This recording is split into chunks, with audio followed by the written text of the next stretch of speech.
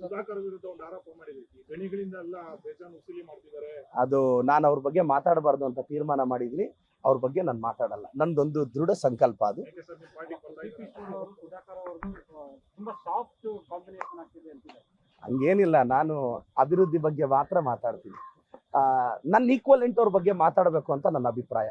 ನನಗೆ ಆರ್ ಅಶೋಕ್ ಅವರು, ಯತ್ನಾಳ್ ಅವರು, ಸಿ ಟಿ ರವಿ ಅವರು ನಾನು ಈಕ್ವಲೆಂಟ್ ಅಂತ ಭಾವಿಸಿದ್ದೀನಿ. ಈ ಕ್ಲಾಸ್ ಅಲ್ಲಿ ಅಂದ್ರೆ ನಾನು ಆ ಲೆವೆಲ್ ಪೊಲಿಟಿಕಲ್ ಮೆಚುರಿಟಿ ಅಂತ ನನ್ನ ಅಭಿಪ್ರಾಯ. ಆ ಲೆವೆಲ್ ಪೊಲಿಟಿಕಲ್ ಮೆಚುರಿಟಿ ಅಂತ. ಮನೆ ಬಿಟ್ಟೋದ ಪುತ್ರ ಅಂತ ಇಲ್ಲ, ಅವರು ಕರೋನಾ ಹಗರಣ ಏನಾಯ್ತು ಅಂತ ನನಗಂತೂ ನಂಬಿಕೆ ಇದೆ, ಕರೋನಾ ಹಗರಣ ಆಚೆ ಬರುತ್ತೆ. ಬಟ್ ಒಂದಂತೂ ಹೇಳ್ತೀನಿ, ಇವತ್ತಲ್ಲ ನಾಳೆ ಕರೋನಾದಲ್ಲಿ ತಪ್ಪು ಮಾಡಿರೋರು ಜೈಲಿಗೆ ಹೋಗೇ ಹೋಗ್ತಾರೆ.